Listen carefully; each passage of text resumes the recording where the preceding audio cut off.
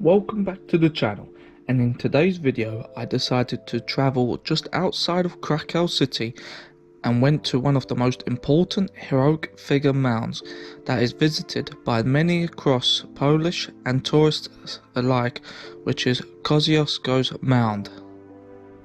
Tadeusz Kosciuszko was born 4th February 1746 from quite a wealthy family background, as the fourth child of the swordman of Blasco Ludwik Tadeusz, colonel of the Lithuanian Polish Realm, and Tekla Kosciuszko from the Ratomysk house. He grew up in a Catholic family, but late in life he became a devout Protestant.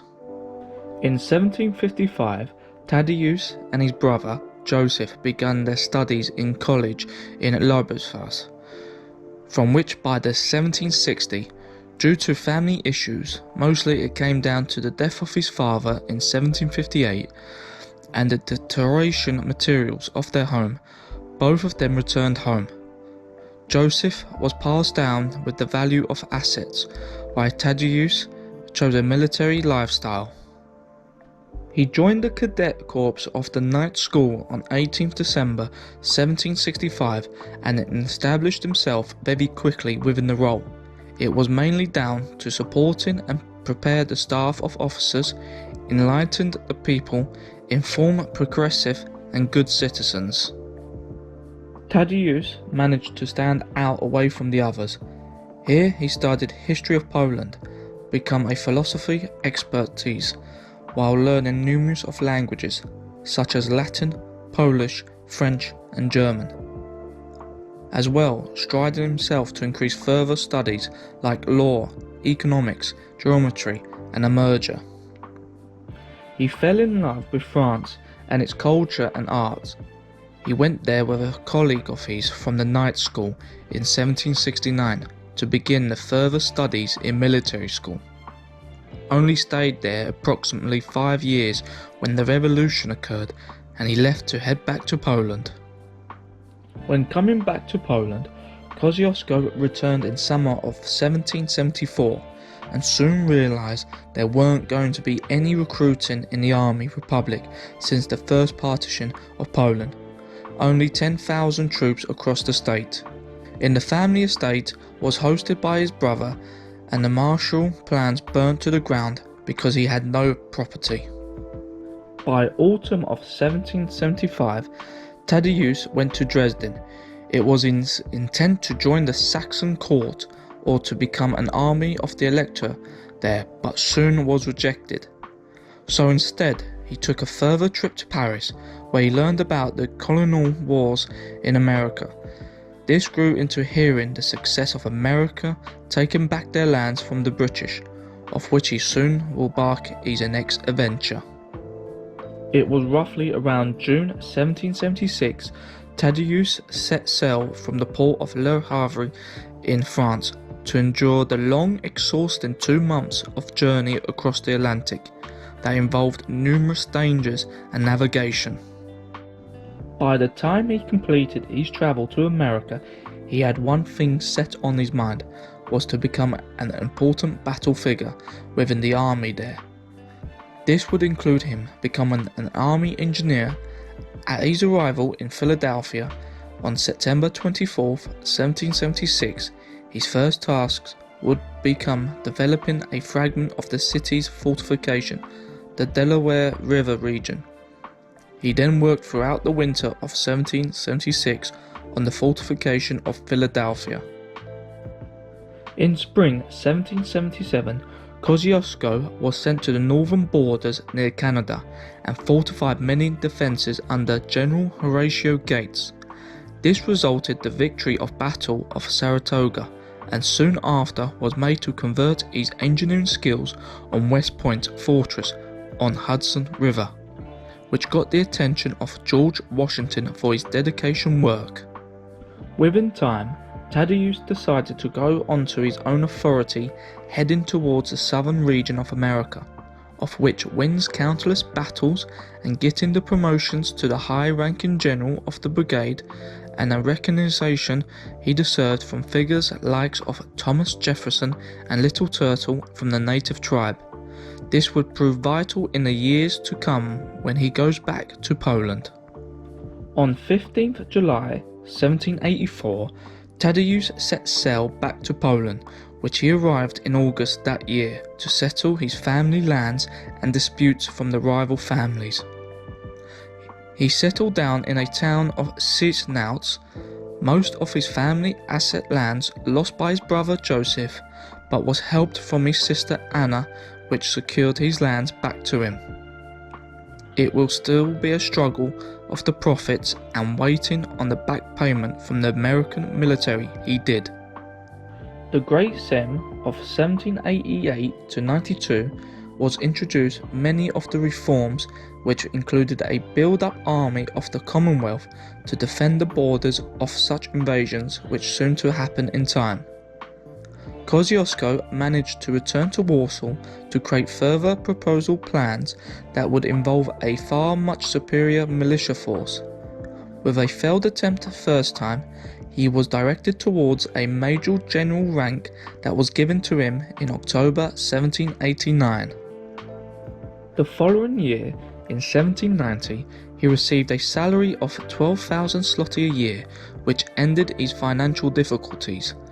Saw the Polish people where he settled for as uninspiring, lazy and careless compared to the Lithuanian people. He rustled upon many of the local inhabitants to join a small infantry and cavalry units. Kosciuszko argued that the peasants and Jews should receive full citizenship, as this would motivate them to help defend Poland in the event of war. The political reformers centered in the Patriotic Party scored a significant victory with adopting the Constitution of 3rd May 1791. A year after the Constitution's adoption, on 14th May 1792, reactionary magnates formed the Targowice Confederation, which asked the Russian Tsarina Catherine II for help in overthrowing the Constitution. 4 days later, on 18th May 1792, a 100,000-man Russian army crossed the Polish border, headed for Warsaw, beginning the Polish-Russian War of 1792. With a disadvantaged army against the Russians, it was 3-1, which didn't seem to bother Kosciuszko at all, knowing full well he knew how to defend many weak points and a tactical visual areas on the battlefields. This included Battle of Zeeland, Battle of Dubinka, of which he destroyed a strong 25,000 Russian strength compared to having around 5,300 troops under his control. Tadeusz was promoted once again to Lieutenant General by King of Poland, as well offered him the Medal Order of the White Eagle, of which he declined because he didn't want a royal honor status because of his beliefs of being a Republican. Soon after, the king decided to hold a ceasefire, for which of possibility of losing more land due to a tactical retreat from the armies. On 30th August, Kosciuszko resigned from his army position and briefly returned to Warsaw, where he received his promotion and pay, but refused the king's request to remain in the army. The king's capitulation was a hard blow for Kosciuszko. He didn't suffer any defeats, and he soon decided to resign from the country altogether by emigre, heading first to Leipzig, and staying put there for a while, not before collecting any belongings from his homeland and saying final fair wishes. The Austrians would have betrayed him if he stayed in Lviv, and the Russians would most certainly warranted his arrest for betrayal of the people. Tadeusz managed to sweet talk about an uprising to rescue Poland from the Russians and Prussians. This got the attention from a couple of the former military men staying in Leipzig also. He travelled to Paris for further support of the French, but they sure wasn't interest of them to receive any help due to their own revolution. By August 1793, Poland had to be forced to sign the Second Partition Pact that would reduce its size of land and armies, which really weakened the nation into pieces. This left Kosciuszko no choice to create the rebellion uprising group to control Poland once again. Kosciuszko was forced to execute his plan earlier than he had intended, and on 15th March 1794 he set off for Krakow. Learning that the Russian garrison had departed Krakow, Kosciuszko entered the city on the night of 23rd March 1794. The next morning, in the main square, he announced an uprising. Kosciuszko gathered an army of some 6,000, including 4,000 regular soldiers and 2,000 recruits, and marched on to Warsaw. The Russians succeeded in organizing an army to oppose him more quickly than he had expected. Still, he scored a victory at Krakow on 4th April 1794. By June, the Prussians had begun actively aiding the Russians, and on 6 June 1794, Kosciuszko fought a defensive battle against a Prussian-Russian force at Szczecin. From late June, for several weeks, he defended Warsaw, controlled by the insurgents. By 6 September, the Prussian forces withdrawn to travel to another destination, which another uprising in Greater Poland occurred. This resulted in Warsaw uplifting the siege. On 10th October, during a sortie against a new Russian attack, Kosciuszko was wounded and captured at Maszyjowice, where he would be imprisoned by the Russians at St. Petersburg, in the Peter and Paul fortress. After this event occurred, the uprising would be ended by Battle of Praga, where a witness statement saw the massacre of 20,000 Warsaw residents, and the final of Third Partition of Poland would be signed to end any sovereign of Polish and Lithuanian state for another 123 years. The death of Tsaritsa Catherine the Great on 17th November 1796 led to a change in Russia's policies towards Poland.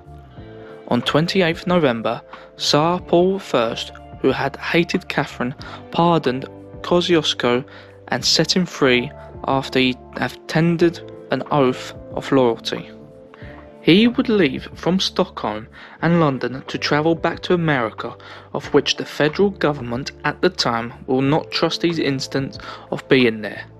With many of the letters that was received during his time in prison, some of the letters came from Europe to America, which stated that the Polish general and a fair amount of the army was fighting under Napoleon's reign, of also which his sister given 2 of his close nephews to join as well, which sparked an outrage from him.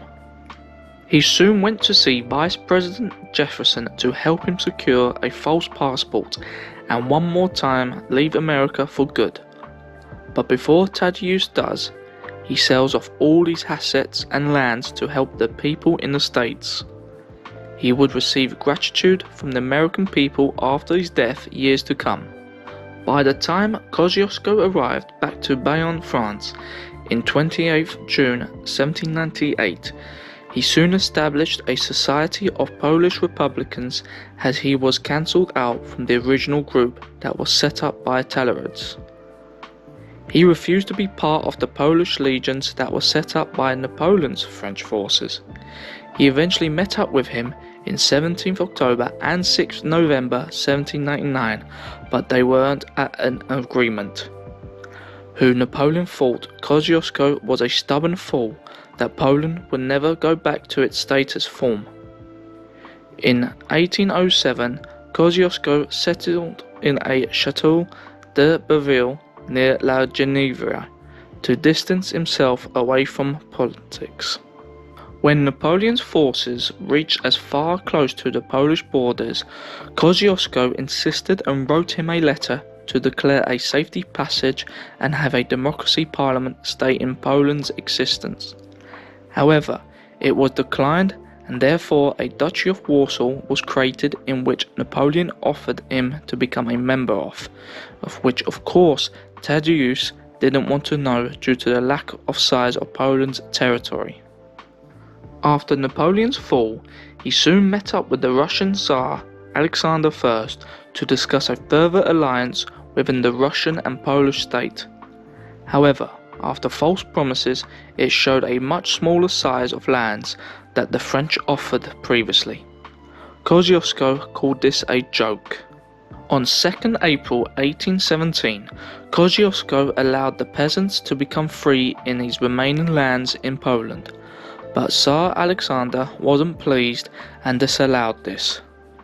Having suffered from poor health and old wounds, Kosciuszko died in Solothurn at age 71 after falling from a horse, which he developed a fever and suffered a stroke a few days later on 15th October 1817. This is a memorial site for the fallen hero who decided the fate of Poland, where the country stands today for its democracy, and there are many more like these across the world where he visited or been inspired. I hope you enjoyed this video and would appreciate if you like, comment and share the content that I have created. Stay tuned for more adventures in the near future.